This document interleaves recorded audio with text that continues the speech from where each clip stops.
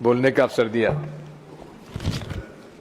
माननीय सभापति महोदय, लोगों को इस बात का आश्चर्य होगा कि मैं अपने राजनीतिक जीवन में कभी मेरे छात्र जीवन में कभी भी राजनीति से मेरा कोई संपर्क समर्थन नहीं था।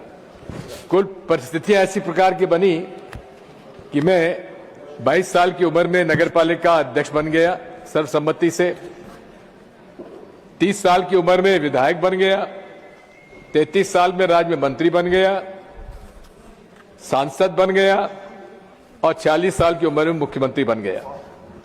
लेकिन माननीय सभापति महोदय, मैंने हमेशा अपनी विचारधारा के मार्ग पर चला हूं।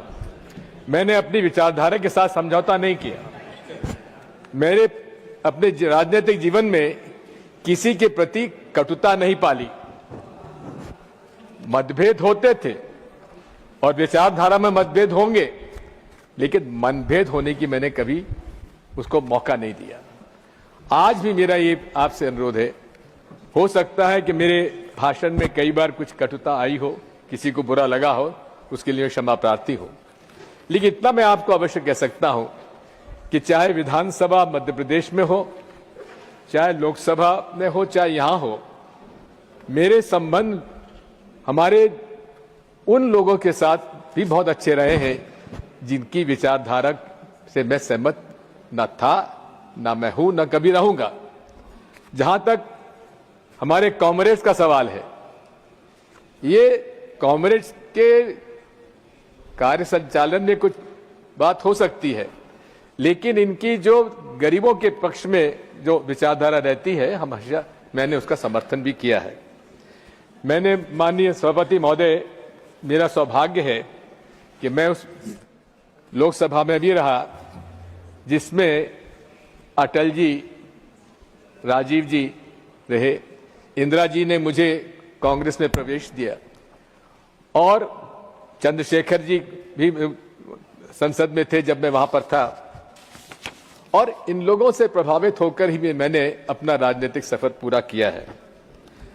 माननीय सभापति महोदय, मैं कभी भी सदन में कभी भी जो डिस्टर्बेंसेस होते हैं, मैं उसके पक्ष में नहीं रहा है। लोकतंत्र की बुनियाद है चर्चा, और सदन में ये सत्ता पक्ष की जवाबदारी होती है कि वो विपक्ष के साथ चर्चा करने के बाद और कोई रास्ता निकाले।